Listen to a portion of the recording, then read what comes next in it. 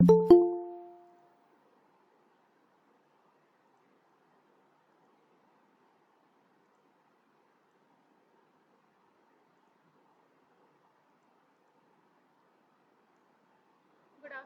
everyone.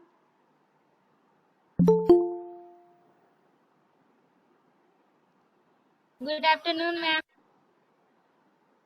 अरे वाह, मतलब इस क्लास में लड़कियां भी हैं।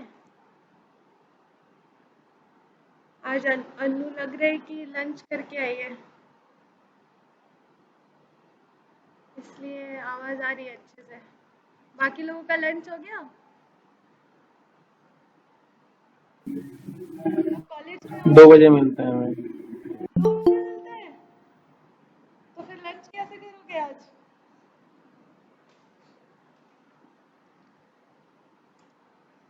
छोड़ना पड़ेगा क्या बीच में 15 मिनट के लिए खाना खाने के लिए?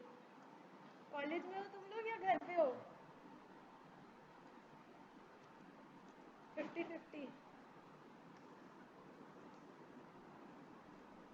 मतलब कॉलेज में ही है। कॉलेज में ही हो? लंच नहीं मिला है तुम लोग को, इतनी लेट हो गया बताओ। तुम लोग का तो लंच आवर खत्म नहीं हो नहीं, हम चुका लोग है। को मिल गया। अच्छा, तुम लोग को मिल चुका है। नहीं मैं मिल चुका है, कुछ लोग को। कुछ लोग को नहीं मिला है। ओके।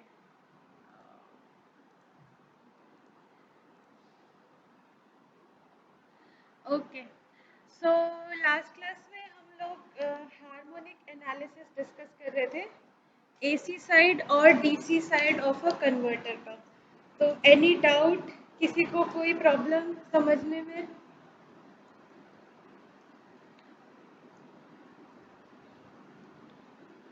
मैंने वीडियो भी शेयर कर दिया है यूट्यूब पे, इन केस किसी ने नहीं देखा है तो वो जाके देख सकता है। क्योंकि वो इम्पॉर्टेंट पार्ट है, क्योंकि हर कन्वर्टर के साथ हम लोग उसका harmonic analysis, voltage ripple factor और टीएचडी निकालेंगे। So what is the formula of VRF and THD? कोई बता सकता है? What is VRF?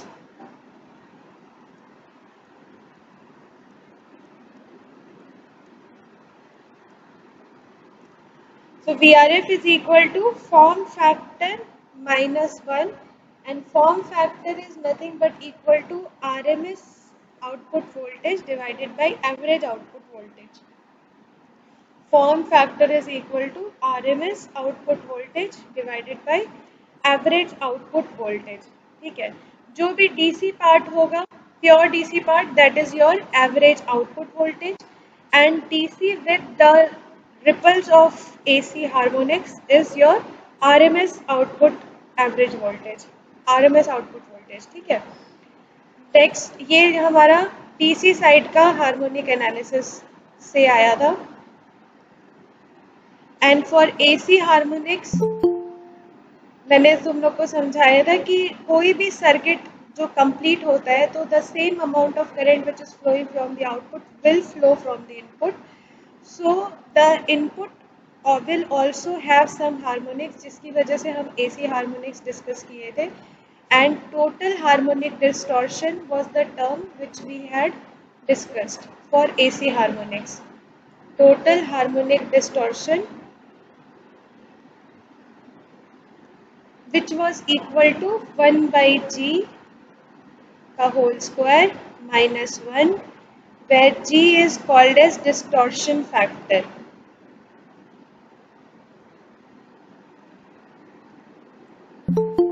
ये था form factor, and G is equal to V fundamental RMS value divided by VOR.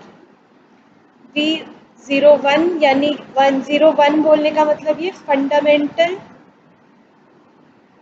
RMS value है divided by VOR is will give you the value of total harmonic distortion. और इसके साथ हमने ये finalise किया था कि फॉर्म फैक्टर की वैल्यू जितना अप्रोचेस टू 1 होगी यानी कि VOR की वैल्यू जितना इक्वल टू V0 होगी उतना ही हम हार्मोनिक्स को रिड्यूस कर पाएंगे। ठीक है, किसी भी जब भी हमको DC चाहिए तो हमको जितना प्योर DC वैल्यू मिलेगा उतना हम बोलेंगे कि हार्मोनिक्स की वैल्यू कम है।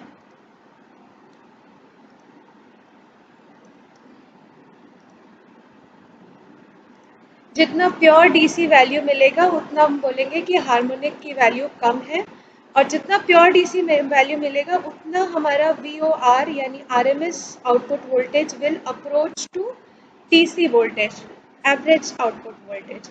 और अगर ऐसा होगा तो फॉर्म फैक्टर की value will be equal to 1 and VRF की value will be equal to 0। So we want that the value of VRF या voltage ripple factor should be as low as possible।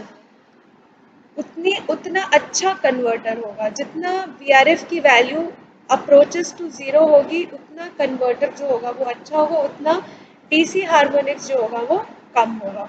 ठीक है, similarly in case of THD also G की value जितना 1 के करीब होगी उतना fundamental component of AC signal, fundamental component मतलब जितना भी हमारा फ्रीक्वेंसी है उसमें एक साइकिल। ठीक है, तो सपोज फ्रीक्वेंसी इज 50 हर्ट्ज, तो 50 hertz will give you the fundamental frequency component and this is the wave form suppose. तो जितना फंडामेंटल के करीब होगा हमारा आउटपुट वोल्टेज उतना ही हम बोलेंगे कि हार्मोनिक्स रिड्यूस होगा। तो G की वैल्यू जितना 1 को अप्रोच करेगी उतना अच्छा, और THD की वैल्यू जितना 0 को अप्रोच करेगी उतना अच्छा। ठीक है, so this is what will give you the best value of VRF and THD। इतना हम लोग ऑलरेडी डिस्कस कर चुके थे पिछली क्लास में। Now from here we will start with our first converter, which is single pulse converter or single phase half wave rectifier with thyristor। Single pulse converter और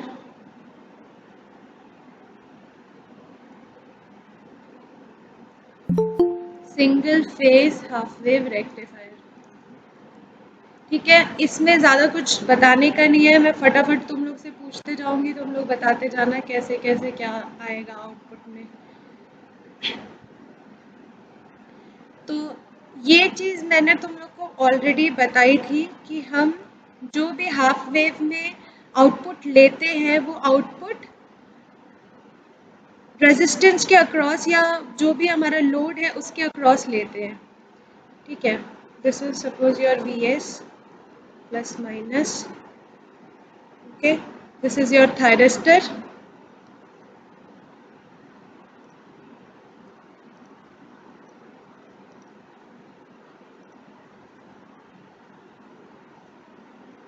Now you will tell me the output voltage का waveform और voltage across the thyristor, ये दोनों बताओगे। Voltage across the thyristor is VT and voltage across the load here is R load, for R load है ये।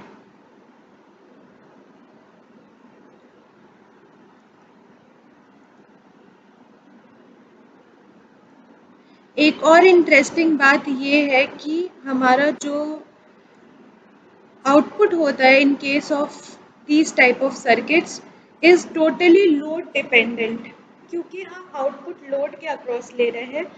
तो are load के लिए जो आउटपुट आएगा RL लोड के लिए सेम आउटपुट नहीं आएगा। ठीक है, सो दैट इज वाई जितने भी कन्वर्टर पढ़ेंगे वो हम R load, RL load, RLE load, तो अलग अलग लोड के लिए पढ़ेंगे, बिकॉज दोनों के लिए हमारा जो आउटपुट आएगा वो सेम नहीं आएगा। Now because this is a thyristor, let us assume that we are firing this thyristor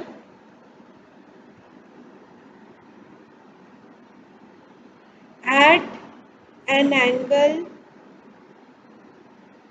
at an angle 30 degree suppose. ठीक है, we are firing this thyristor at an angle 30 degree, यानी 30 degree के बाद ये thyristor on होगा।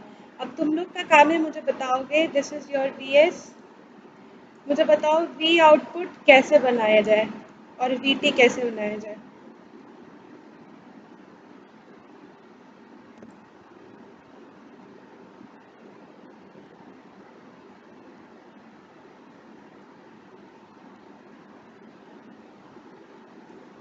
बताओ।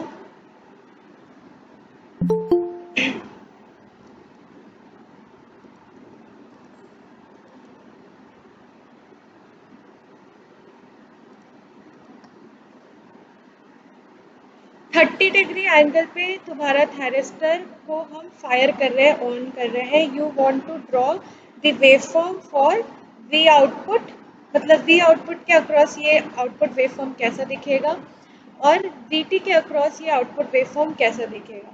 सो let me draw angle 30 degree for you. So this is your 90 degree right, ये हमारा 90 डिग्री है। तो 30 डिग्री इस 90 डिग्री के कहीं पहले होगा, तो suppose this is 60, this is 30, यहाँ पे कहीं 30 डिग्री होगा। ठीक है, तो मैंने 30 डिग्री से ऐसा एक वर्टिकल लाइन नीचे तक बना दिया। Now tell me for angle 0 to π/6 या 30 डिग्री 0 to π/6 आउटपुट क्या होगा।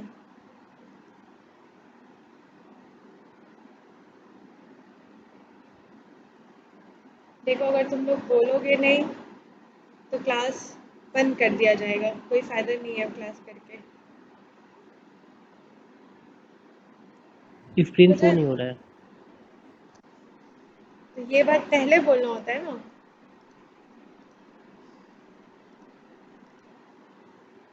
हमको लगा फिर मेरे में दिक्कत है, फिर हम फिर से ज्वाइन हुए।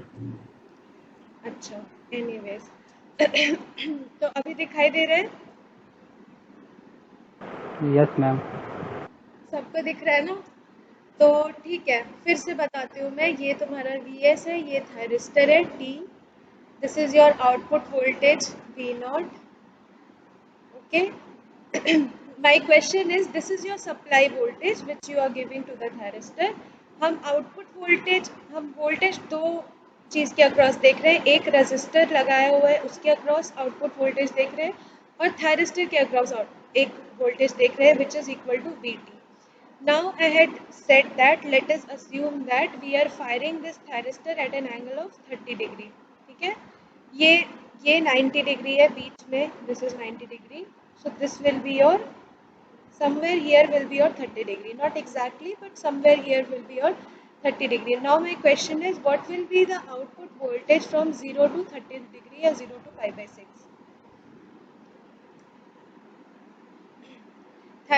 Thyristor is turning on at 30 degree, उसके पहले क्या होगा आउटपुट वोल्टेज।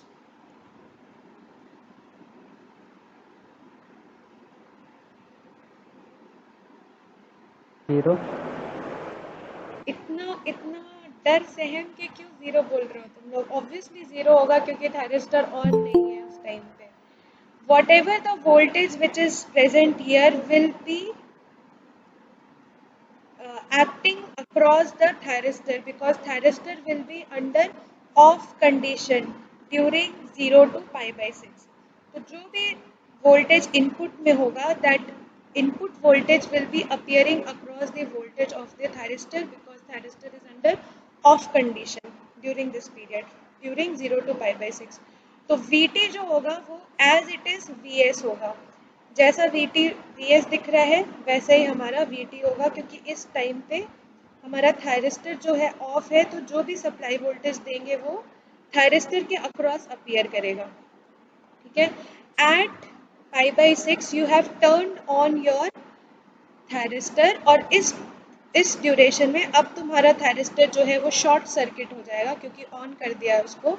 तो अब हमारा करंट जो है I nought current will be flowing like this and there will be drop across this this resistance R, और जो भी I0 into R होगा this voltage जो भी सप्लाई वोल्टेज हम दे रहे हैं that will be dropped across this output voltage, और जो भी इनपुट में जो हम सप्लाई देंगे वही हमको आउटपुट में मिलेगा फॉर फ्रॉम 30 डिग्री टू पाई।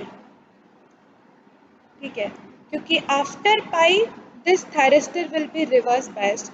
पाई के बाद हमारा जो सप्लाई वोल्टेज है वो ये माइनस ये पॉजिटिव हो जाएगा, तो जब पाई के बाद ये माइनस ये पॉजिटिव हो जाएगा उस टाइम पे ये थायरिस्टर रिवर्स बायस हो जाएगा और ऑफ कंडीशन में चला जाएगा। तो 30 डिग्री से लेकर पाई तक एज इट इज जैसा इनपुट में है वैसा ही आउटपुट में हमारा आउटपुट वोल्टेज वेवफॉर्म दिखेगा। ठीक है, सेम दिख नहीं रहा है बट सेम सेम जैसा ही रहेगा।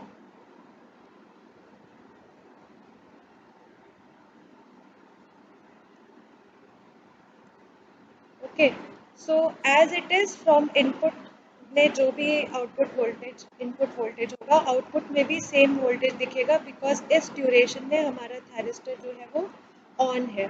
ठीक है, again from pi to 2 pi your thyristor will be off, तो again during this period your thyristor will have zero voltage, output will have zero voltage, और जो भी थायरिस्टर इनपुट वोल्टेज होगा वही थायरिस्टर के अक्रॉस दिखेगा इस ड्यूरेशन में। ठीक है, और जब तुम्हारा थायरिस्टर ऑन होगा उस टाइम पे वीटी वोल्टेज जो होगा वो ज़ीरो होगा, क्योंकि ऑन के टाइम पे तुम्हारा थायरिस्टर शॉर्ट सर्किटेड है, तो वीटी जो होगा voltage across the thyristor will be equal to zero. if you want to draw the current, because this is a because I naught is flowing through the resistor, so you can draw I naught is equal to Vs divided by R, because this is I naught is the current which is flowing through the resistor and Vs is the supply voltage which is provided to the I naught. Vs is the RMS voltage. So I naught is equal to Vs divided by R and Vs is equal to Vm sin omega t. तो आई not बनाना होगा तो आई not भी हम इसी तरीके से बना सकते हैं विद अ लोअर एम्पलीट्यूड। ठीक है, तो आई नॉट भी इसी तरीके से बनेगा।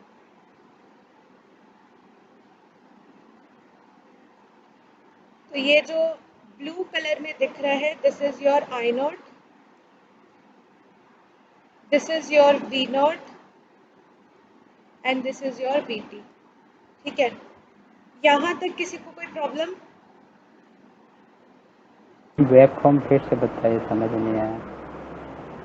क्या समझ में नहीं आया? कि पहले मुझे ये बताओ कि समझ में क्या नहीं आया।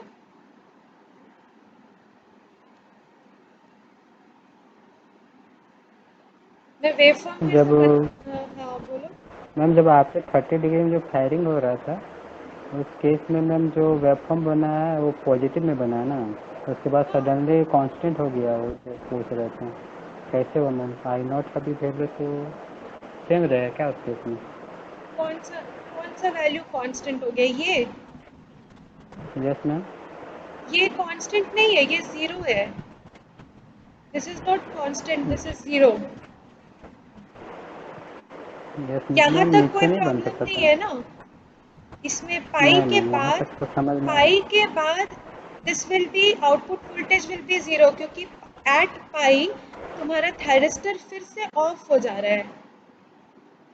एट पाई हम थायरिस्टर को क्या दे रहे हैं? नेगेटिव सप्लाई वोल्टेज दे रहे हैं ना। जैसे डायोड सिर्फ फर्स्ट हाफ साइकिल के लिए कंडक्ट करता था, नेगेटिव हाफ साइकिल के लिए जीरो हो जाता था, वैसे ही थायरिस्टर भी फर्स्ट हाफ साइकिल के लिए कंडक्ट कर रहा है, नेगेटिव हाफ साइकिल के लिए जीरो हो जा रहा है आउटपुट वोल्टेज, क्योंकि नेगेटिव हाफ साइकिल के लिए this will be of.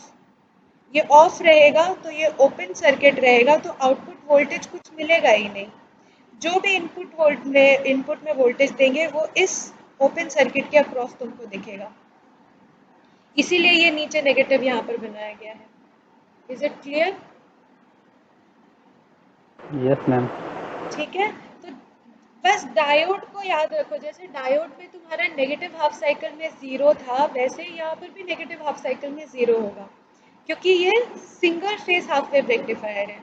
Diode में भी सेम चीज़ था, बस डिफरेंस क्या है कि डायोड में ये 0 से शुरू हो रहा था और यहाँ पर ये 30 डिग्री या π/6 से शुरू हो रहा है, क्योंकि उसके पहले हमने थायरिस्टर को ऑफ रखा है, 30 डिग्री पे फायर कर रहे हैं।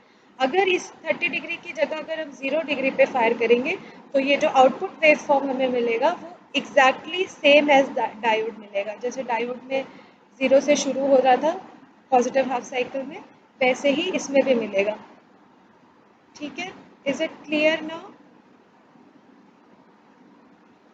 अभी और कोई डाउट?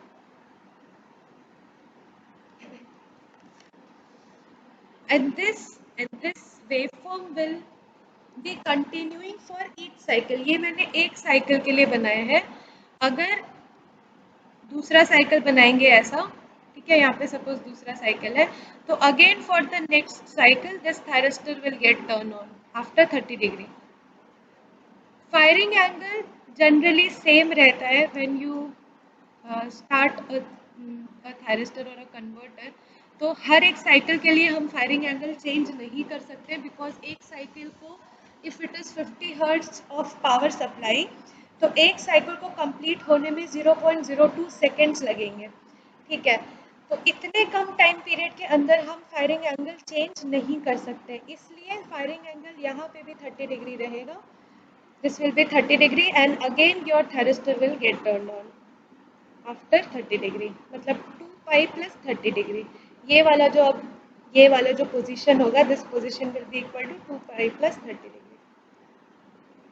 मैम एक क्वेश्चन था मैम, जो आप ले रहे फायरिंग एंगल 30 डिग्री वो 60 डिग्री नहीं ले सकते हैं? बिल्कुल ले सकते हैं, 90 डिग्री, 180 डिग्री, 270 डिग्री, कुछ भी ले सकते हैं। It is up to you. ये मतलब सिर्फ मैम एग्जाम्पल स्टार्टिंग है। इनिशियल कंडीशन में 30 डिग्री ना मैम? नहीं, ऐसा कुछ मिनिमम फिक्स्ड 30 डिग्री ले नहीं है। सकते हैं मैम? नहीं, ऐसा कुछ भी फिक्स्ड नहीं है। मिनिमम 0 डिग्री ले सकते हो तुम 0 भी ले सकते हो, तुम 10, 15, 5, जो तुम्हारा मन है। ये just I am just giving an example of 30 degree. मैंने इसीलिए बोला लेट अस अज्यूम, कोई ये फिक्स्ड नहीं है, ये तुम कुछ भी ले सकते हो। ठीक है, this firing angle can be any angle, it is totally dependent on you कि तुम क्या लेना चाहते हो और जिस तरीके से तुम लोगे। Suppose if you take firing angle is equal to 90 degree, तो तुम्हारा वेवफॉर्म फिर से चेंज हो जाएगा। यही डिफरेंस है basically in case of a thyristor and a diode, कि waveform will keep on changing for each firing angle. अगर तुमने फायरिंग एंगल 90 डिग्री लिया, see pay attention how I am drawing the waveforms, क्योंकि तुम लोग को end semester में waveform ही ड्रॉ करना पड़ेगा, हर एक मोमेंट पे वेवफॉर्म ड्रॉ करना पड़ेगा। और अगर ये अभी से तुम सीखोगे नहीं वेवफॉर्म कैसे ड्रॉ करना है, तो फिर दिक्कत हो जाएगा। I can not keep on telling you each time, मतलब हर बार मैं सेम चीज़ नहीं रिपीट कर सकती, कोर्स बहुत लेंथी है और बहुत कुछ कवर करना है। ठीक है, तो जब मैं बना रही हूँ वेवफॉर्म, तो उसी टाइम तुम ध्यान दो और खुद से भी बना के घर में चेक करो कि वेवफॉर्म कैसे बन रहा है। ठीक है, तो this is 0, π, 2π, 3π, this is your π/2, right, 90 degree. तो अगर मैंने firing angle if alpha is equal to π/2, so your output waveform now will be equal to like this, and for π to 2π 0 हो जाएगा। Again for the second cycle it will be like this. समझ आया? अगर हम इसको 0 degree लेते हैं तो output waveform will be like this. अगर हम alpha is equal to 0 degree लेते हैं तो output waveform will be like this, which is the case of a diode.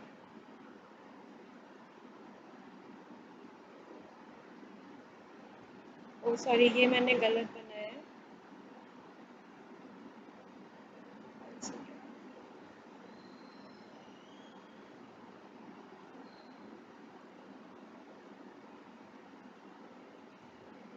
ये for alpha equal to 0 degree and this is for alpha is equal to 90 degree. ठीक है, ये इसके 90 degree के बाद 2π के बाद ये 90 डिग्री है, तो 2π के बाद 90 डिग्री के बाद तुम्हारा थायरिस्टर फायर होगा and again for 3π to 4π it will be 0। फिर से एट 4π ट्रिगर होगा, 4 पाई के 90 डिग्री के बाद ये कंडक्ट करेगा। यहाँ तक कोई प्रॉब्लम?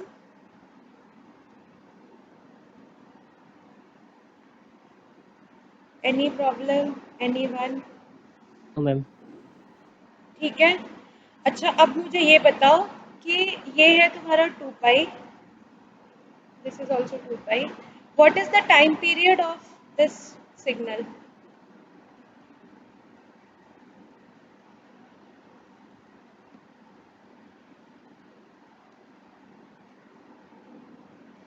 या what is the time period of this signal? Same है कि अलग अलग है?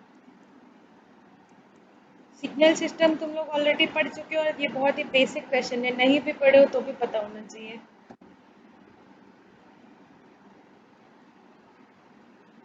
What is the time period of this signal? ये 0 से 2 पाई है, ये 2 पाई से 3 पाई है, या अगर इसको 4 पाई तक भी ले लो तो ये ऐसा ही रहेगा। ठीक है, 4 पाई के बाद फिर ट्रिगर होगा। तो suppose this is your signal, तो इसका टाइम पीरियड क्या है? What is a time period? What do you understand by a time, by the term time period? Time period क्या होता है? मैम टाइम पीरियड मतलब वो कितने टाइम में अपने आप को रिपीट कर रहा है। राइट, तो ये सिग्नल का टाइम पीरियड कितना है? मैम ऊपर वाला का 2 पाई होना चाहिए। इसका 2 पाई होगा, इसका 2 पाई है ना, कि इसका भी नहीं पता? इसका मैम कितना उसका है? 2 पाई है, इसका 2 पाई है, और इसका? सेकंड वाला का। हाँ, इसका जहाँ पे मेरा पॉइंटर है, for alpha is equal to pi by 2, time period कितना होगा? अरे कॉन्फिडेंस से बोलो एकदम, कोई बात नहीं, गलत होगा तो होने दो। मैम पाई। पाई, ओके। Anybody else? क्यों तुमको लग रहा है पाई होगा? ये पाई के बाद, पाई से 2 पाई के बीच में क्या ये सिग्नल अपने आप को रिपीट कर रहा है?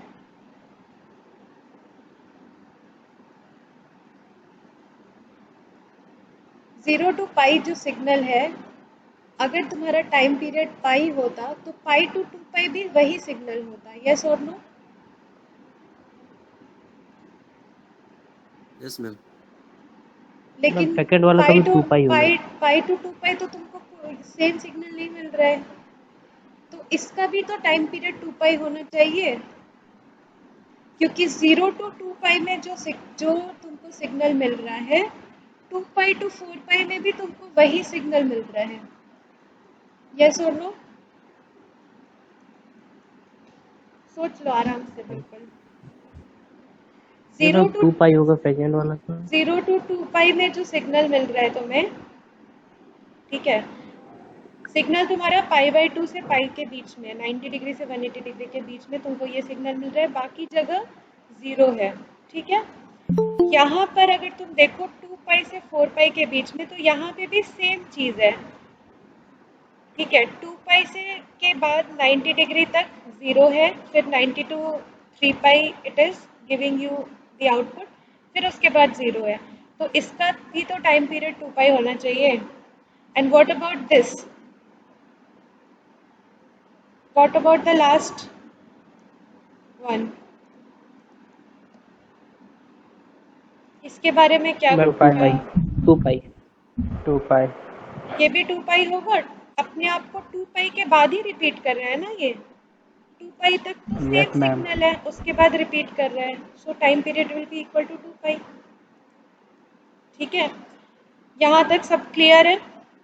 Now tell me what is the circuit turn off time? Circuit turn off time, circuit turn off time omega T C, देखो क्योंकि ये ओमेगा टी के फॉर्म में है तुम्हारे एक्स एक्सिस, इसलिए circuit turn off time omega T C के form में लिखा हुआ है। So omega T C is equal to the time period where your thyristor is reverse biased. So circuit time turn of time is defined as the time period. देखो ये सब क्योंकि पहला कन्वर्टर है इसलिए मैं एक एक चीज़ बता रही हूँ. नेक्स्ट कन्वर्टर से मैं सिर्फ वेव फॉर्म बनाना बताऊंगी, बाकी ये सारी चीज़ें तुम लोग मुझे बताओगे कि क्या होगा, कितनी वैल्यू होगी टाइम पीरियड की, सर्किट टर्न ऑफ टाइम की, और जो भी इंटीग्रेट करना है उसका लिमिट, ये सारी चीज़ें तुम लोग बताओगे. Omega T C is defined as the time for which the thyristor is reverse biased.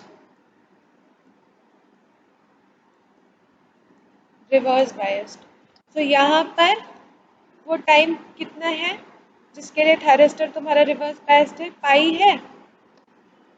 Pi duration के लिए थायरिस्टर रिवर्स बायस्ड है, यस और no? Yes, Yes, ma'am. ma'am. 5 to ठीक है. 5. So circuit turn of time omega tc is equal to pi and tc is given as t divided by omega. यानी अगर time seconds के form में निकालना होगा, this is your radian, this is your seconds. ठीक है. Now ma'am conduction TC क्या है? TC is circuit turn off time. Circuit turn off time का सिंबल है टीसी. ठीक है. Conduction angle, next part is conduction angle of thyristor. Thyristor for each cycle. Cycle या time period एक ही चीज़ है. ठीक है. So conduction angle for each thyristor, for thyristor for each cycle will be equal to, here it is pi minus alpha for 2 pi radian. यानी 2 pi time period में the angle for which the thyristor is conducting is pi minus alpha. देखो यहाँ पर this pi by 2 is your alpha. ठीक है. या यहाँ पर 0 इज योर अल्फा. तो जब अल्फा इज इक्वल टू 0 था तो तुम्हारा थायरिस्टर पाई ड्यूरेशन के लिए कंडक्ट कर रहा था, यानी पाई माइनस 0 करोगे तो पाई ड्यूरेशन के लिए कंडक्ट कर रहा था. When alpha is equal to pi by 2 your thyristor is conducting for pi minus pi by 2. Pi by 2 से लेकर पाई तक कंडक्ट कर रहा है, यानी पाई बाई 2 एंगल के लिए कंडक्ट कर रहे हैं. यस और नो? ये जो यही हमारा कंडक्शन एंगल है जहाँ पर हमारा थायरिस्टर कंडक्ट कर रहा है. This is called as conduction angle. Conduction angle निकालने के लिए बोला जाएगा तो कैसे निकालोगे? जो भी हमारा थायरिस्टर जिस टाइम पीरियड के लिए ऑन है यानी फॉरवर्ड बायस मोड में है, थायरिस्टर पाई ड्यूरेशन के लिए फॉरवर्ड बायस मोड में है. इस पाई ड्यूरेशन में हमने उसको ऑन ही नहीं किया अल्फा ड्यूरेशन तक. ठीक है. अल्फा तक हमने उसको ऑन नहीं किया, तो कितनी देर के लिए वो कंडक्ट करेगा? पाई माइनस अल्फा के लिए कंडक्ट करेगा. यस और नो?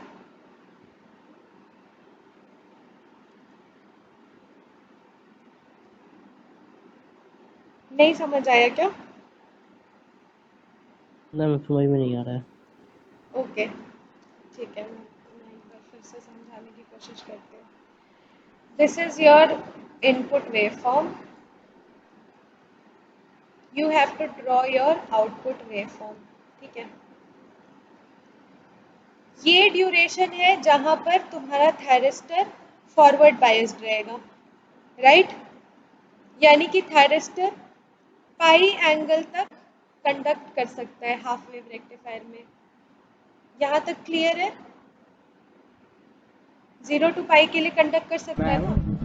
मैम ये वेवफॉर्म जो बना रहे हैं हाफ वेव रेक्टिफायर के लिए बना रहे हैं ना मैम? हाँ हाँ, ये सब कुछ अभी हाफ वेव के लिए चल रहा है. ये कोई कॉमन वेवफॉर्म नहीं है. फुल वेव के लिए चेंज हो जाएगा. कौन सा लोड के लिए मैम बना रहे हैं half wave? R load. R load. ये सब कुछ R load Yes, ma'am. Half wave rectifier के लिए चल रहा है।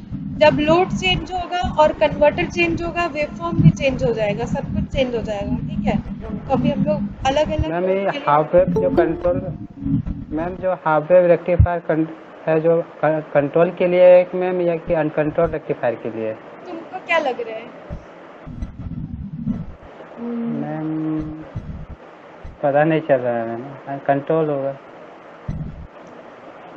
मैंने ये 50 बार पहले भी बोला है कि थायरिस्टर कंट्रोल्ड रेक्टिफायर ही है। जब हम डायोड बोलते तो अनकंट्रोल्ड होता, ठीक है। ये मैं पहले भी बहुत बार बोल चुकी हूँ। तो यहाँ पर हम थायरिस्टर का बात कर रहे हैं, डायोड का बात नहीं कर रहे हैं। तो जब थायरिस्टर का बात करेंगे तो अपने आप कंट्रोल्ड होगा। अगर ये डायोड होता तो ओके हम मैम। अल्फा की बात ही नहीं करते ना, वहां पे तो अल्फा हमेशा 0 ही रहता है डायोड के लिए, ठीक है। अभी क्लियर है? और कोई doubt? Yes ma'am. No ma'am. R load half wave rectifier and controlled है ये, क्योंकि थायरिस्टर है तो कंट्रोल्ड है, ठीक है। अब मैं बात ये कर रही थी कंडक्शन एंगल की। कंडक्शन एंगल कितना होगा? तो अगर हम अल्फा को 0 रखते हैं तो हमारा जो आउटपुट होगा वो इस तरीके का आएगा, ठीक है। तो हमारा कंडक्शन कितने देर के लिए हो रहा है? पाई एंगल के लिए हो रहा है। Any doubt?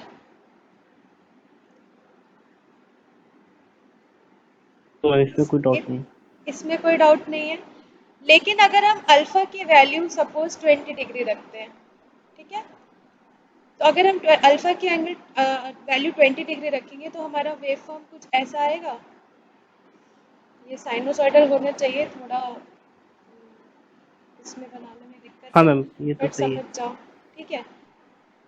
ये 20 डिग्री से पाई के बीच में होगा कंडक्शन। Yes ma'am. अब ठीक है, तो conduction angle now becomes pi minus 20 degree, हाँ ठीक है। पाई माइनस 20 डिग्री, ठीक। Total angle is equal to pi minus 20 degree. तो यही मैंने यहाँ पर लिखा था, conduction angle of thyristor for each cycle is equal to pi minus alpha। अब अल्फा कुछ भी हो सकता है, अल्फा या 0 होगा तो पाई एंगल के लिए कंडक्ट करेगा, अल्फा 20 होगा तो पाई माइनस 20, अगर अल्फा 30 होता है तो पाई माइनस 30, जो भी अल्फा होगा वो यहाँ पर बस रख देना है। तो conduction angle of each thyristor for single phase half wave rectifier R load is pi minus alpha. और क्योंकि 2 पाई रेडियन मतलब इसका टाइम पीरियड है, तो ईच साइकिल जो है वो 2 पाई रेडियन है। तो हर एक 2 पाई रेडियन के लिए, हर एक 2 पाई साइकिल के लिए या 2 पाई रेडियन के लिए जो तुम्हारा थायरिस्टर कंडक्ट कर रहा है, this is the area where the thyristor is conducting, ठीक है। तो हर एक 2 पाई साइकिल के लिए thyristor is conducting for alpha minus pi minus alpha. अब कोई डाउट? क्लियर? Yes ma'am. ठीक है। Yes so ma'am. So so now your T, या इसको भी हम कंडक्शन एंगल के फॉर्म में, अगर सेकेंड्स में इसको कन्वर्ट करना होगा तो लिख सकते हैं पाई minus alpha divided by omega. Seconds के लिए ये कंडक्ट कर रहा है, ठीक है। अगर टाइम के फॉर्म में निकालना होगा, अगर रेडियन के फॉर्म में निकालना होगा तो पाई माइनस अल्फा। यहाँ तक सब कुछ क्लियर है। अब आओ नेक्स्ट टॉपिक पे, या next important thing which is calculating the average voltage.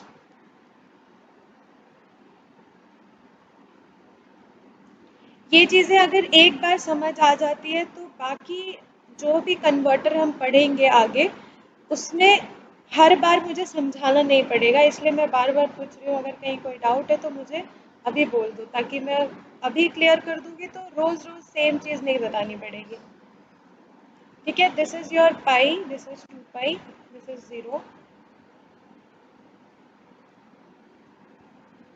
This is omega T. So you have to calculate the output average voltage. This is your input, ये है output, suppose alpha is equal to 30 degree, again मान लो 30 degree लेते हैं, ये 30 degree है, तो हमारा आउटपुट वेव फॉर्म कुछ इस तरीके का होगा। यहाँ से 0 से 30 डिग्री तक 0, उसके बाद इनपुट का एज इट इज, उसके बाद again 0। Now the total time period is 2 पाई। तो एवरेज निकालने के लिए हमको इसका एरिया निकालना पड़ेगा, यस और no? Average will be equal to area divided by time period. Signal system में ऐसे ही करते हैं ना, कोई भी सिग्नल का एवरेज ऐसे ही निकालेंगे, यस मैम। ठीक है? तो अब एरिया बताओ इसका कैसे निकालेंगे। ये Vm sin ओमेगा टी है,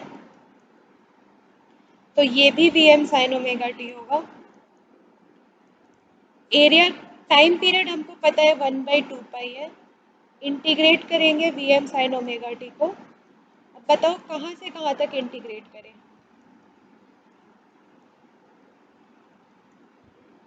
कहाँ से कहाँ तक इंटीग्रेट करें? 0 से मैम टी तक। 0 से 2 पाई, 0 से 2 यस मैम। पाई। देखो यस मैम। कायदे से तो हाँ मैम। हमको जहाँ टाइम पीरियड, जितना टाइम पीरियड है वहीं इसको इंटीग्रेट करना चाहिए। लेकिन अगर तुम देखो, अगर हम इसको 0 से 2 पाई तक इंटीग्रेट करेंगे तो इसको हम पार्ट्स में डिवाइड कर सकते हैं। 0 से लेकर सर अल्फा 0 तक, से 5 0 से अल्फा तक ये 0 है, राइट? उसके बाद अल्फा यस से मैम। पाई तक ये Vm sin ओमेगा टी है, और फिर पाई से 2 पाई ये फिर से 0 है, यस और नो? ठीक है? Yes ma'am. तो ये चीज़ को तुम पहले ही एलिमिनेट कर दो, डायरेक्टली अल्फा से पाई तक लिख सकते हो ना, अल्फा से पाई तक इंटीग्रेट करो इस शेडेड पोर्शन को, बाकी जगह तो ये ऑलरेडी 0 है, ठीक है? तो average voltage can be written as output average voltage is equal to 1/2 pi alpha 2 pi Vm sin omega T D omega T. Integrate करके वैल्यू बताओ मुझे फटाफट कितना आता है।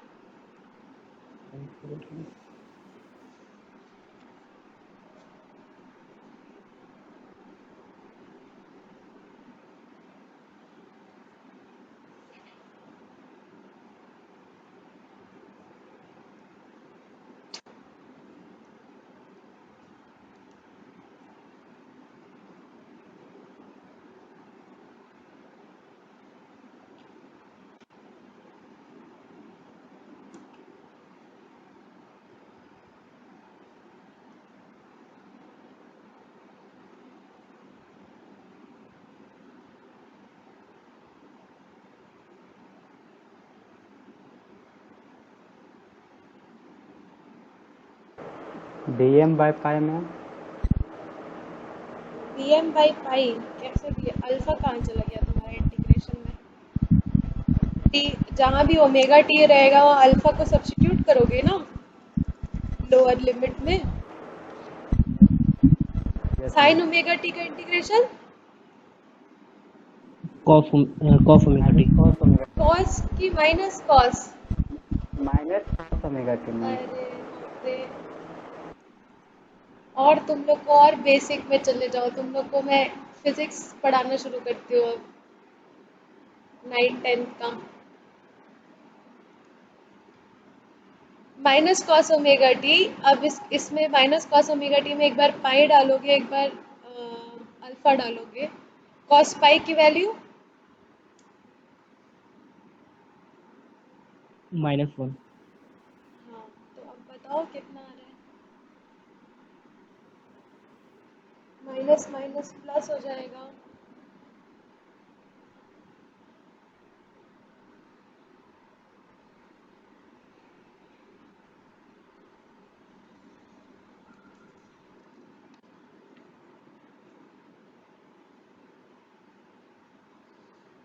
Before I come to college तुम लोग थोड़ा सा अपना लेवल इम्प्रूव कर लो, नहीं तो कोई फ़ायदा नहीं होगा।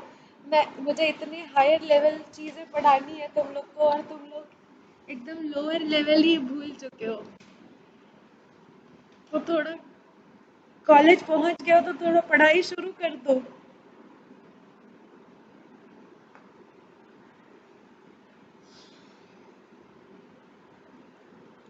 आया आंसर?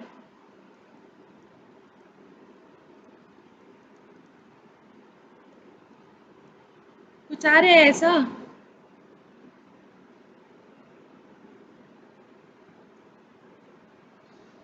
मैम ये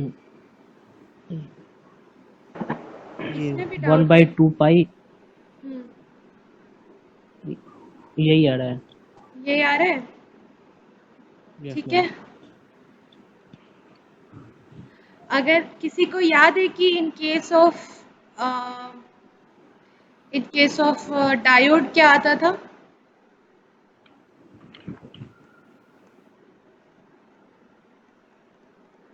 इन केस ऑफ डायोड क्या आता था?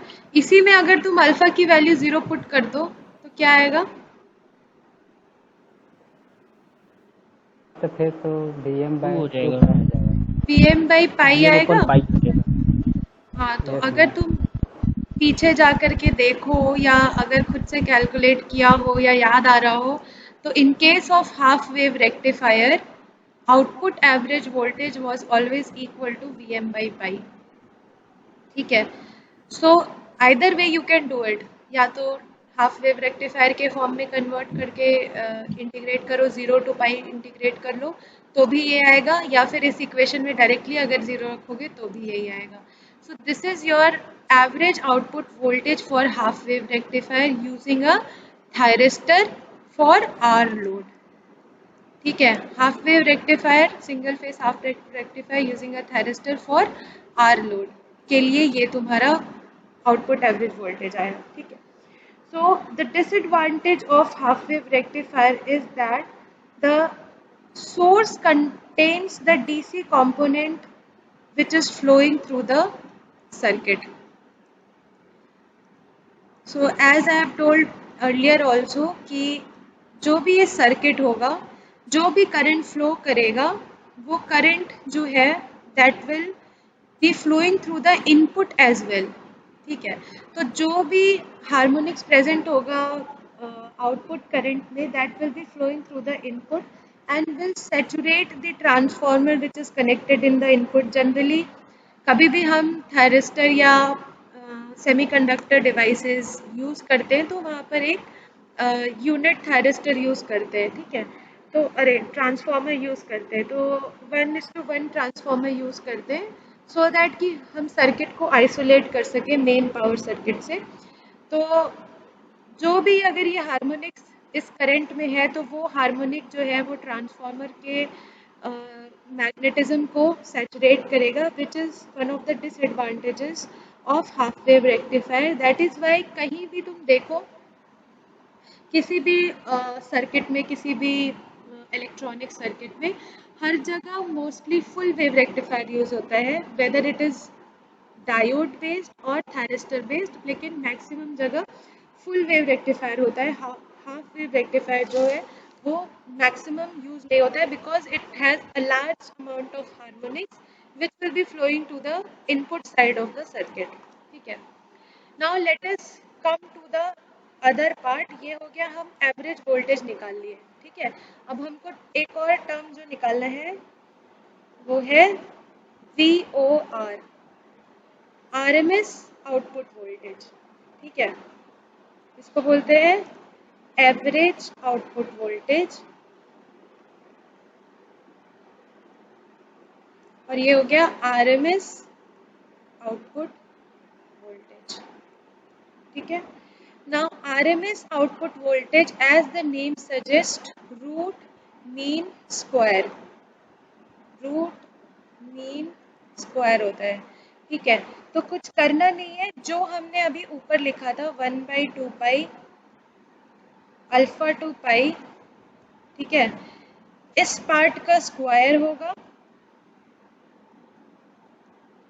Vm sin ओमेगा टी का square D omega T, root ये हो गया स्क्वायर, ये हो गया मीन, और इसका अंडर रूट 1/2 कर देंगे या स्क्वायर रूट ले लेंगे तो तुम्हारा आरएमएस आउटपुट वोल्टेज निकल जाएगा। ठीक है, तो आरएमएस आउटपुट वोल्टेज निकालने के लिए एवरेज का जो भी इक्वेशन तुम्हारा आ रहा है सेम इक्वेशन को यूज़ कर सकते हैं। ठीक है, तो बेसिकली क्या कर रहे हैं हम, जो भी तुम्हारा V M sine omega T आया उसको स्क्वायर किया, उसको मीन किया, स्क्वायर करके मीन करके उसका पूरा 1/2 कर देंगे तो your equation will be equal to RMS या root mean square output voltage. ठीक है, अब तुम्हारा जो इक्वेशन बन के आ रहा है इससे, वो देखो इस तरीके का कुछ होगा, V O R is equal to 1/2 pi pi to alpha V M square sine square omega T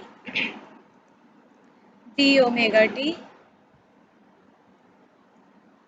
simplest तरीका जो है समझने का वो रूट मीन स्क्वायर को यही है। तुम सिग्नल से भी रूट मीन स्क्वायर निकाल सकते हो, पर बात वही पड़ेगी कि इसका जो भी तुम्हारा एरिया आया उसका स्क्वायर करो। रूट मीन स्क्वायर वैल्यू या आरएमएस वैल्यू ऐसे ही निकाली जाती है कि जो भी तुम्हारा सिग्नल का एरिया आया उसका स्क्वायर करो, उसका मीन लो, मीन लेने का मतलब एवरेज लो, जो भी टाइम पीरियड पे एवरेज है उसको एवरेज लो, और पूरे का 1/2 कर दोगे तो रूट मीन स्क्वायर वैल्यू आ जाएगी, आरएमएस वैल्यू आ जाएगी। तो वही हमने यहाँ पर किया है, एरिया का स्क्वायर, उसका मीन और टोटल का 1/2। ठीक है, तो हर बार जब भी तुमको आरएमएस वैल्यू निकालना होगा in any type of converter तुम ऐसे ही निकालोगे। तो अब फिर से सेम चीज़ करेंगे, इसका तुमको इंटीग्रेशन करना है। ठीक है, तो ये स्क्वायर है, ये 1/2 है, तो इसको बाहर लेके आओ, इसको सिंप्लीफाई कर देते हैं। So this will become Vm divided by under root of 2 pi alpha 2 pi sine square omega T D omega T. अब बताओ साइन स्क्वायर ओमेगा टी को कैसे इंटीग्रेट करेंगे, कैसे करते हैं integration sign square omega T का?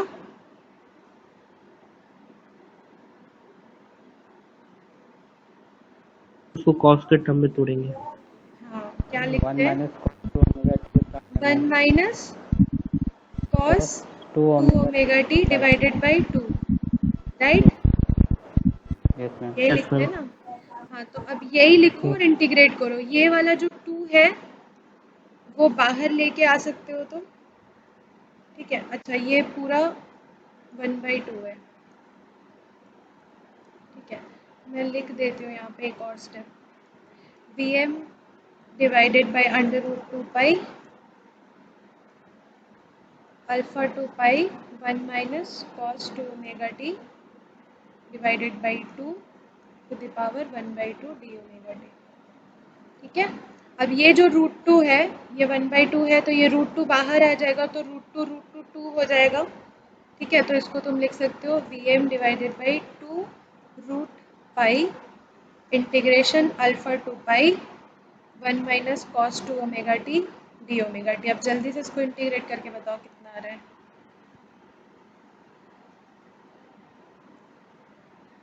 ये 1 तो तुम्हारा इंटीग्रेट होकर के पाई माइनस अल्फा ही हो जाएगा, है ना? यस और नो? Yes ma'am. 1 इंटीग्रेट होके तो लिमिट के इक्वल हो जाएगा, पाई माइनस अल्फा हो जाएगा। कॉस 2 ओमेगा टी का integration sine 2 omega sine T 2 divided by 2। ठीक है, उसके बाद उसमें अल्फा और पाई की वैल्यू सब्स्टिट्यूट कर दो। तो मैं इक्वेशन लिख रही हूँ, तुम लोग बताना सही है या नहीं।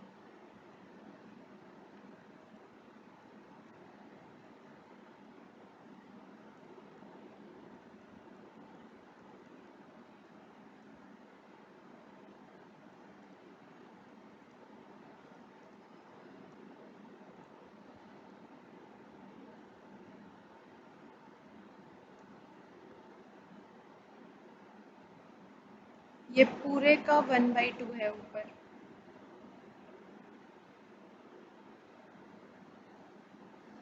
यहाँ पे जो माइनस था 1 माइनस कॉस 2 ओमेगा टी था, उसको यहाँ वाले माइनस को बाहर लेके आके इसको मैंने उल्टा कर दिया है।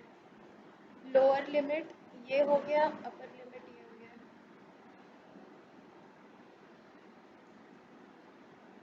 बताओ सही है या नहीं है?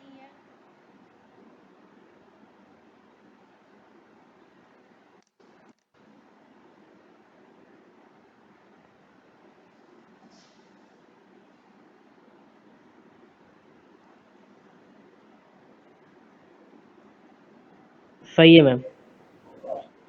ठीक है, sine 2 pi is yes ma'am. Equal to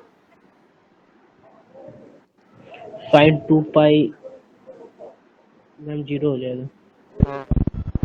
तुम लोग ना क्लास में रहोगे ना तो तुम मार खाना शुरू कर दोगे मेरे से। इतना टाइम लोगे अगर sine 2 pi, sine 0, sine pi by 2 की वैल्यू बताने के लिए। तो मैम तुरंत तो बोले 0। एकदम ऐसे होना चाहिए कि मैं पूछूं इससे पहले तुम्हारा आंसर आ जाना चाहिए। तुम लोग थोड़ा अपना प्रेजेंस ऑफ माइंड बढ़ाओ, क्या कर रहे हो? ठीक है, यहाँ तक कोई प्रॉब्लम नहीं है? ठीक है, ma'am. Okay. So this is very very important formula.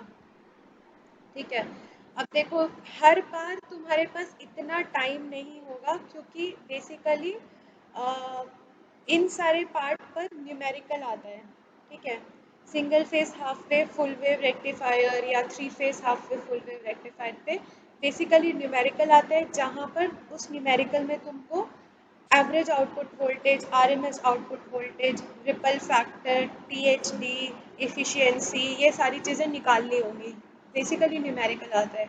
तो न्यूमेरिकल जब आएगा तो तुम पहले डेरिवेशन करके न्यूमेरिकल नहीं निकाल सकते। You should always think of कि ये फार्मूला, कुछ फार्मूलाज तुमको मेमोराइज करना पड़ेगा so that directly you can use this formulas for solving the numerical. तो एक फार्मूला यहाँ पर आया था एवरेज आउटपुट वोल्टेज का, ये वाला, और दूसरा फार्मूला आया ये आरएमएस आउटपुट वोल्टेज का, ये वाला। ठीक है, इस फार्मूला को बेसिकली हम जनरलाइज्ड फॉर्म में लिख सकते हैं, which is true for all the other type of converters.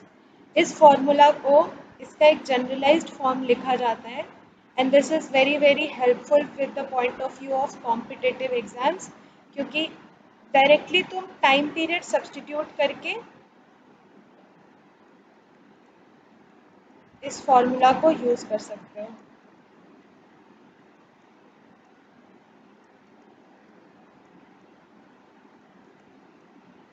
ठीक है, तो ये इसका जनरलाइज्ड फॉर्म है इस फॉर्मूला का, where T is your time period.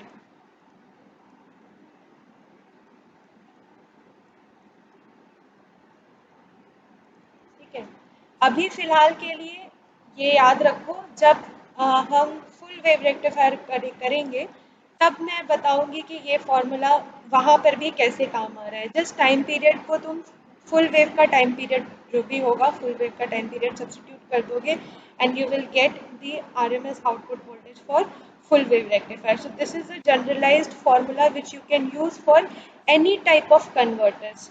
कोई भी टाइप ऑफ कन्वर्टर अगर ये याद रहा तो टाइम पीरियड सब्सटीट्यूट करके निकाल सकते हो। ठीक है, so next thing is your input and output power.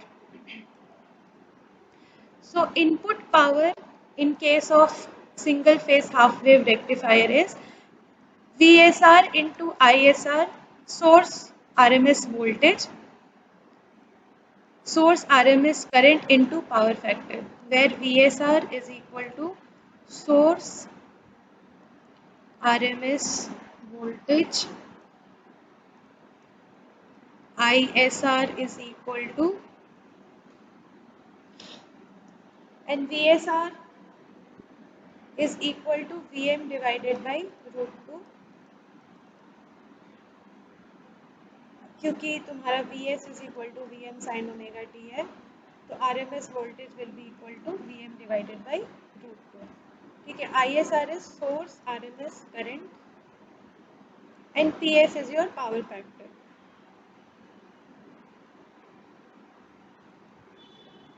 ठीक है, output power, output useful power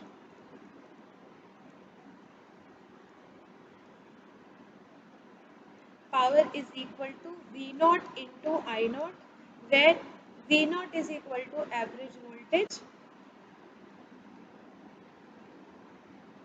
and I naught is equal to average current. ठीक है, सो यहाँ पर इन केस ऑफ दिस जो सर्किट हमने अभी बनाया था, here we have R load. ठीक है, यहाँ पर हमारे पास आर लोड है and this is an exception of R load कि आर लोड में तुम्हारा जो भी DC V naught I naught होगा और जो हार्मोनिक्स होंगे वी ओ आर और आई ओ आर, ये दोनों जो है वो आर लोड में हीटिंग का काम करेंगे. ठीक है, ये दोनों आर लोड का जो भी आउटपुट होगा that will heat the resistive load, that will be responsible for heating the resistive load. लेकिन अगर ये लोड तुम्हारा आर लोड की जगह कुछ और टाइप का लोड होता तो ये ट्रू नहीं होता. तो just only for R load output power is taken as VOR into IOR. ठीक है, सिर्फ आर लोड के लिए ट्रू है, बाकी कोई भी टाइप के लोड के लिए ये ट्रू नहीं है, क्योंकि आर लोड जो है, आर रेजिस्टिव लोड या प्योरली रेजिस्टिव लोड जो होता है, बेसिकली वो सिर्फ और सिर्फ उसमें कोई वर्क डन नहीं होता है, वो सिर्फ और सिर्फ हीटिंग का काम करेगा या पावर लॉस का काम करेगा आर लोड तुम्हारा. ठीक है, लेकिन अगर आर लोड की जगह तुम्हारा कोई डीसी मोटर होता या कोई डीसी या आरएल लोड होता जिसमें एल भी है और आर, और तुमको कोई वर्क डन कराना है इन केस ऑफ डीसी, यानी एसी टू डीसी कन्वर्ट कर रहे हो तुम, राइट. ये तुम्हारा क्या है, हाफ वेव रेक्टिफायर है, you are converting AC to DC. और इस डीसी में आउटपुट में तुमने सपोज कोई डीसी मोटर लगा रखा है. ठीक है, तो इस डीसी मोटर का जो रिक्वायर्ड पावर होगा, वो V नॉट आई नॉट के फॉर्म में होगा, यानी एवरेज वोल्टेज और एवरेज करंट के फॉर्म में होगा. सो this is true for any DC type of load. लेकिन अगर प्योर रेजिस्टिव लोड है तो प्योर रेजिस्टिव लोड में आरएमएस आउटपुट वोल्टेज और एवरेज आउटपुट वोल्टेज दोनों ही रिस्पॉन्सिबल होगा for heating this type of load. तो सिर्फ डीसी वोल्टेज के लिए हम आउटपुट पावर जो लेंगे वो VOR और IOR के टर्म्स में लेंगे. ठीक है, now by equating input and output power,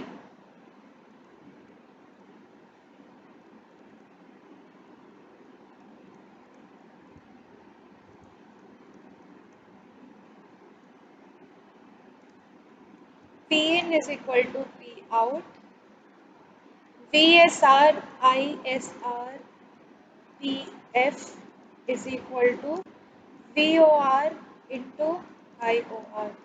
Now ISR and IOR are equal क्योंकि सेम करंट फ्लो हो रहा है आउटपुट से इनपुट की तरफ.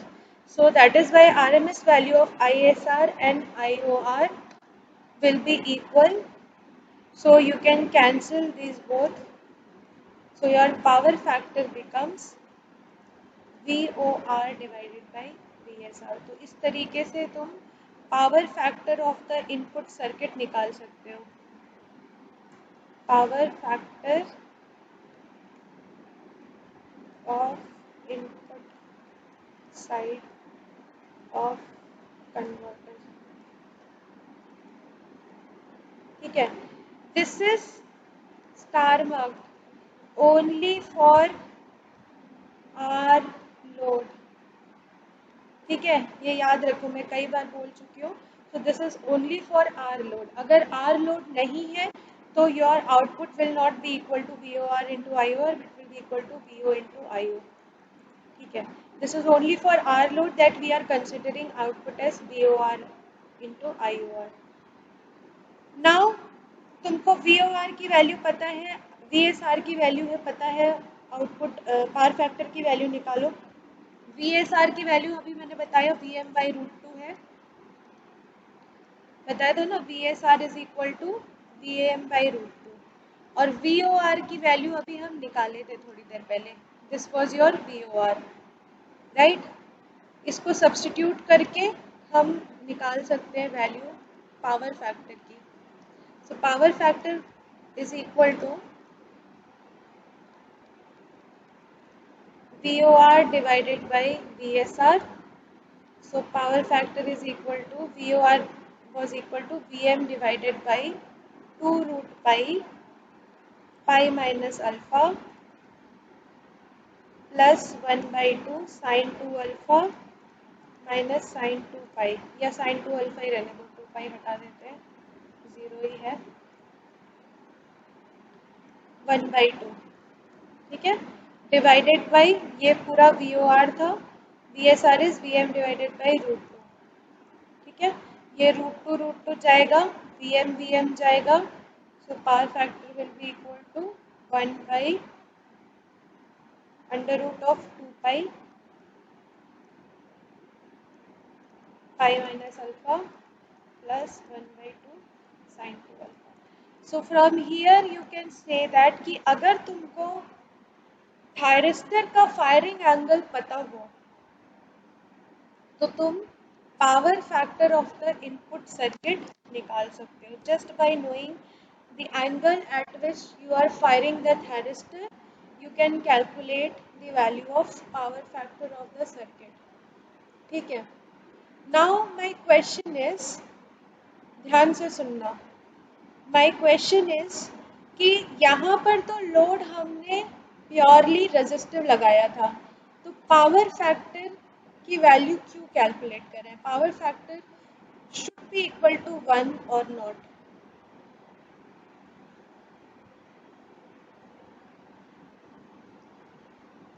M I audible? आवाज आ रही है? Yes ma'am. मेरा क्वेश्चन ये है कि हमने शुरू किया था इस सर्किट से, प्योरली रेजिस्टिव लोड R, ये थायरिस्टर, ये है VS, तो इसके अक्रॉस हम आउटपुट वोल्टेज ले रहे थे। माय क्वेश्चन इज कि जब हम प्योरली रेजिस्टिव लोड लगा रहे हैं then why are we calculating power factor? Input power factor 1 होना चाहिए या नहीं होना चाहिए?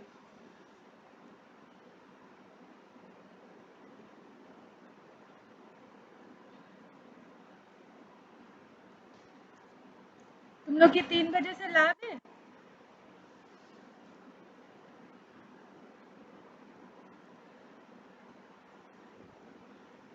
लैब है या नहीं है? 1 होना चाहिए पावर फैक्टर। पावर फैक्टर 1 होना चाहिए। Anybody else? किसी का कोई और तर्क?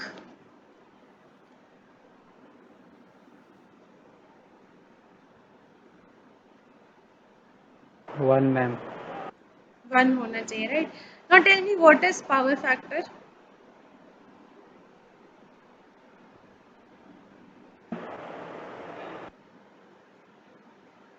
What do you understand by power factor? These are very Cosine angle basic. between ma'am. Angle between voltage and current, right? Ma'am. Yes. Okay. So I am drawing the voltage and current here. याद रखना जो भी ये RMS voltage है या जो भी I0 है, that is flowing to the input side.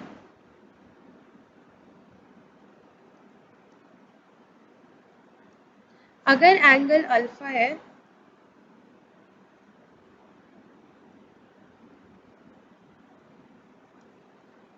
और क्योंकि रेजिस्टिव लोड है तो जो भी वोल्टेज का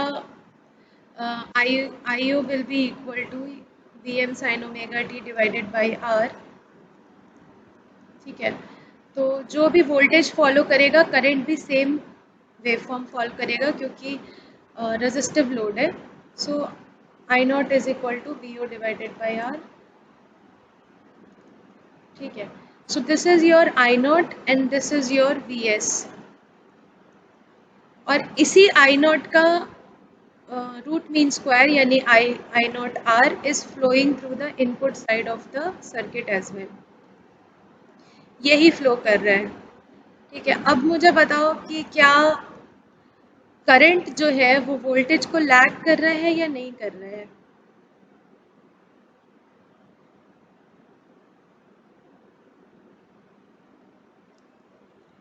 Current is starting to flow in the circuit after angle alpha.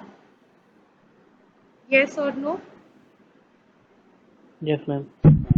Even though you have given the supply voltage, the current is not flowing in the circuit at the same instant. The current is zero until you are firing the thyristor at an angle of alpha. तो यहाँ पे in case of a power electronic circuit, even the load is resistive, your power factor is not equal to 1 because your current is lagging the source voltage by an angle of alpha. Is it clear now? Yes, ma'am. ठीक है. So source current is lagging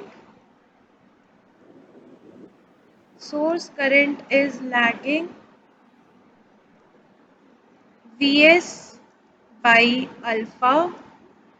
Therefore, converter will draw reactive power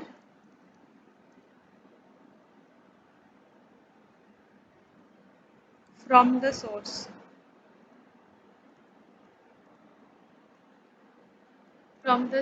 And hence power factor will not be unity for even resistive load.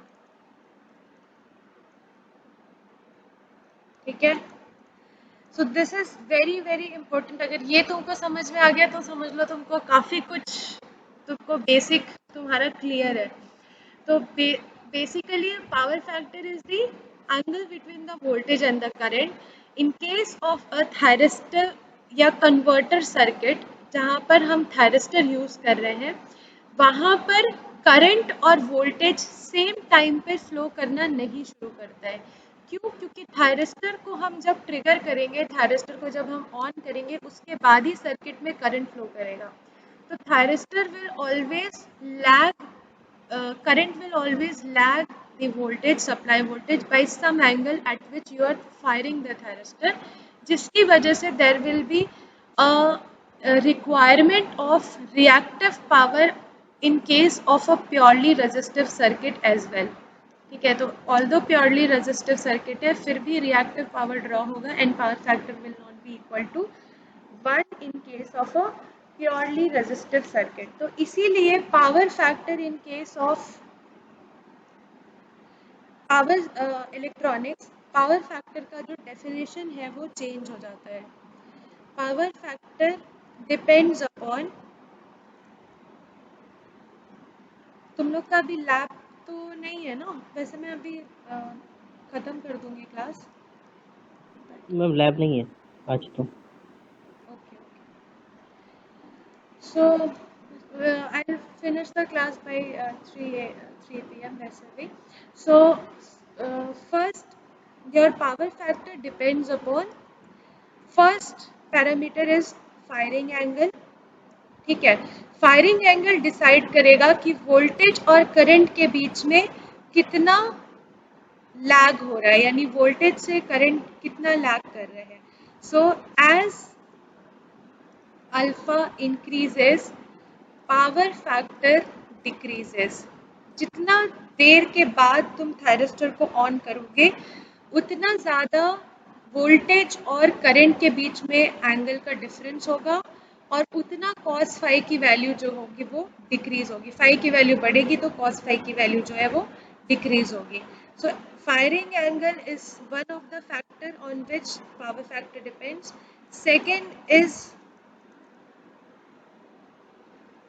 power factor depends on the shape of the source current waveform.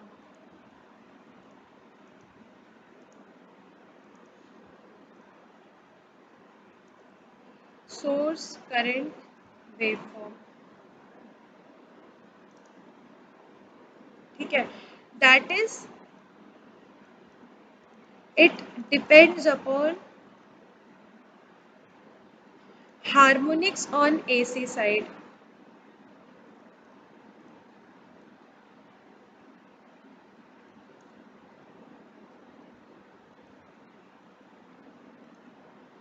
Harmonics on AC side of the converter. ठीक है, so power factor here in case of power electronics is defined as something like this. So this is your phi1 जो हम पहले से जानते हैं power factor के बारे में. ठीक है, फंडामेंटल डिस्प्लेसमेंट फैक्टर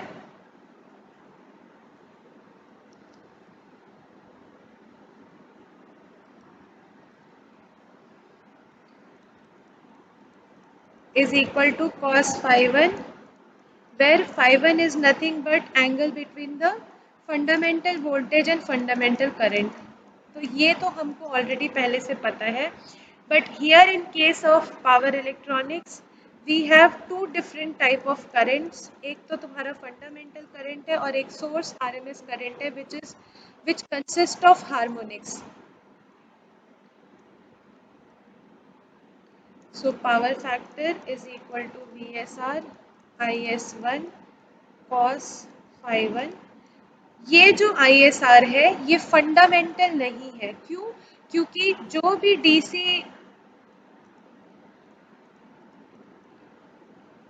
भी DC output voltage output current है that is flowing to the circuit.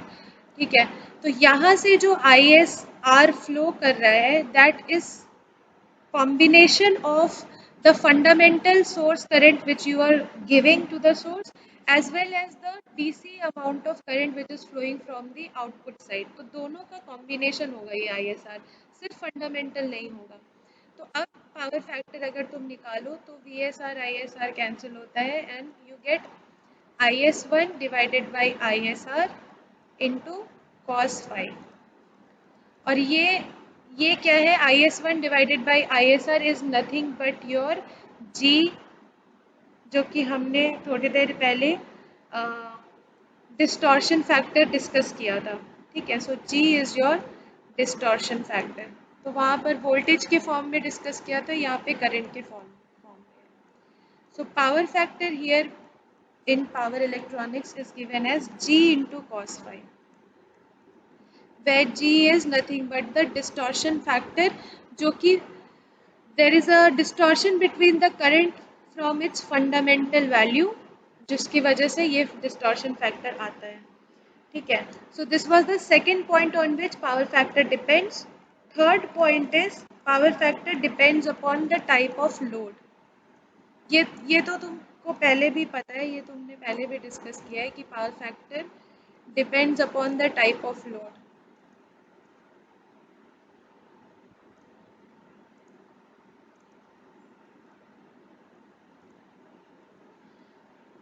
So if the load is R load, तुम्हारा पावर फैक्टर डिफरेंट होगा, वोल्टेज और करंट के बीच में जो एंगल होगा डिफरेंट होगा. अगर L लोड है तो डिफरेंट होगा एंगल. अगर C लोड है या RLC लोड है या LC लोड है, तो डिपेंडिंग अपॉन कि किस टाइप का लोड है उस टाइप के लोड पे डिपेंड करेगा कि power factor of the circuit क्या है. And the last factor is power factor depends upon the type of converter.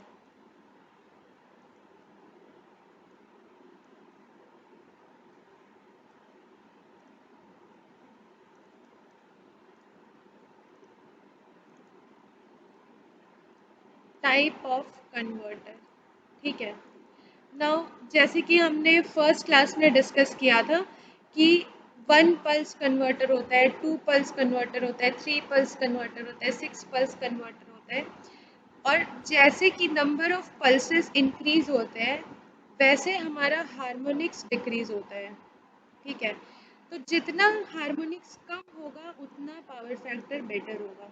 So that is why we are saying that power factor depends upon the number of converter, क्योंकि जितना number of converter बढ़ेगा उतना harmonics decrease होगा और उतना ही power factor जो होगा circuit का।